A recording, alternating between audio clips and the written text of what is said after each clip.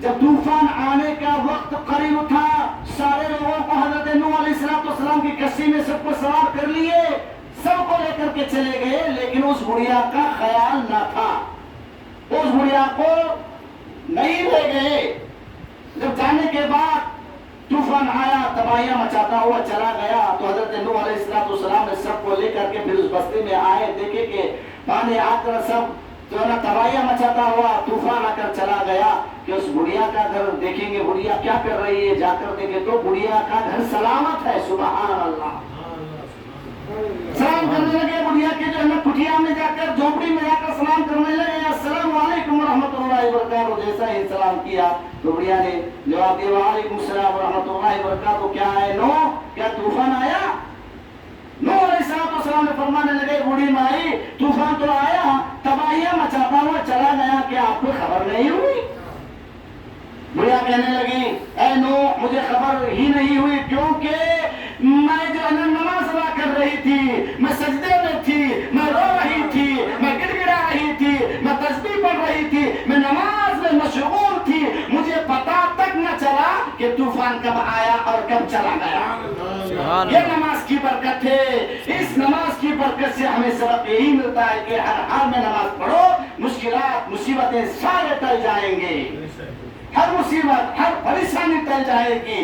ہم نماز کیوں چھوڑ رہے ہیں؟ مصیبتیں آ رہے ہیں، ہم کرتے ہیں غلطی، پھر کہتے ہیں دعا قبول نہیں ہو رہی، دعا قبول نہیں ہو رہی، اتنا کما رہے ہیں، اتنا کما رہے ہیں، بچے بیمار پڑ رہے ہیں، دواخانے جا رہے ہیں، پیسے کما رہے ہیں، 1 لاکھ 2 لاکھ کما رہے ہیں، برکت نہیں ہو رہی، نماز ہم نہیں پڑھ رہے، نماز نہیں پڑھ رہے، اللہ کو یاد نہیں کر رہے، مسجد کو آباد نہیں کر رہے، مسجدوں کو طرف آ رہے ہی نہیں، اذان ہو رہی ہے لیکن ہم گھروں میں مست ہیں، کاروبار میں مست ہیں، نمازوں کو چھوڑ رہے ہیں، دنیا کرتے ہوئے ہم پھر رہے ہیں۔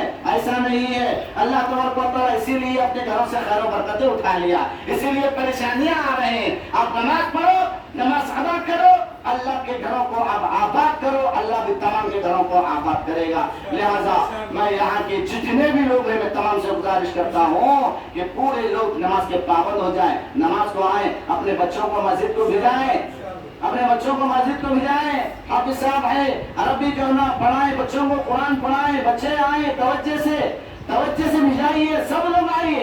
ہم بڑے لوگ گھر میں سو جا رہے ہیں تو بچے کیا نماز کو آئیں گے؟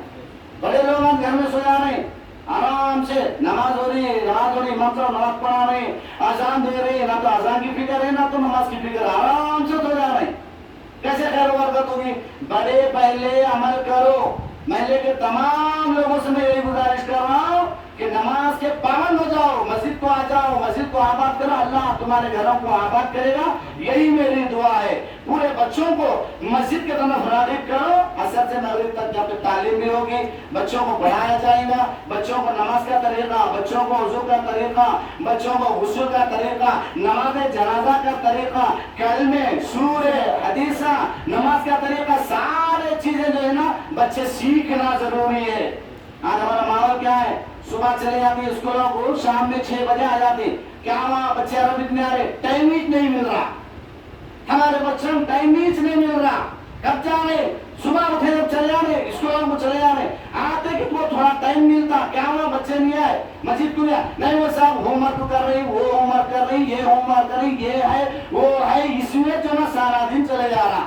پھر بچے پڑھیں گے کب؟ نمازی کب بنیں گے بچے جو نا کب سیکھیں گے قرآن پڑھنا؟ کب سیکھیں گے بچے نماز کا طریقہ؟ کب سیکھیں گے ہمارے بچے؟ ایسی جوانی ختم ہو جاتی بچوں کی، بڑھاپا آ جاتا، جب کیا کریں گے؟ جب بولتے ہوئے پھریں گے کہ ہمارے کو ٹائم نہیں تھا، ہمارے کو پڑھائے لیکن ہمارے دینی تعلیم سے ہمیں محروم کر دیے۔ ایک آدمی ایسا تھا، امریکہ میں تھا، بہت بڑی پڑھائی پڑھا، لیکن جب اس کا باپ کا انتقال ہو گیا تو اس کو نماز جنازہ کا طریقہ سے معلوم ہے۔ مسجد میں نماز جنازہ کو لایا گیا، باپ کے جنازے کو لایا گیا، بیٹا باہر کھڑا ہوا ہے، کیا ہوا بیٹے آپ کے باپ کی نماز جنازہ پڑھنا ہے، مسجد میں آؤ۔ بچہ کہنے لگا نہیں مجھے نماز کا طریقہ بھی نہیں آتا، نماز پڑھنا بھی نہیں آتا، میرے والد صاحب مجھے انگریزی تعلیم پڑھائے، میں امریکہ میں جاب کرتا ہوں، میں جو نا امریکہ میں نوکری کرتا ہوں، میری 3 لاکھ تنخواہ ہے، کیا فائدہ؟ اتنی لاکھ تنہا کما کے بھی کیا فائدہ, دنیا کی دولت کما کے کیا فائدہ, اپنے باپ کے نماز جنازہ میں نماز پڑھنے کا طریقہ بھی نہیں آتا. ایسی دولت کی دولت.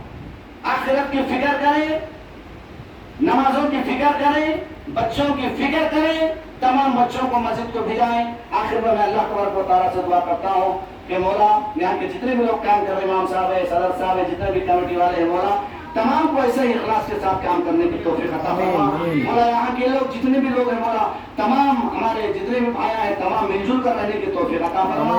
مولا تمام کو مسجدوں کو بھیجانے کی توفیق عطا فرما. مولا تیرے گھر کی محبت ان کے دلوں میں ڈال دے. مولا مسجد سے محبت کرنے والا بنا. مولا تمام کو نمازی بنا, تمام کو نیک بنا, تمام کو حاجی بنا, تمام کو جو ہے نا مولا حج اور عمرہ کرنے کی توفیق عطا فرما. مولا اس دعا کو حضور پاک صلی اللہ علیہ وسلم کے نالے نے تصدق سے مولا قبول عطا فرما. صلی اللہ تعالی علی خیر خلق محمد و علی آلہ و اصحابہ اجمعین برحمتک.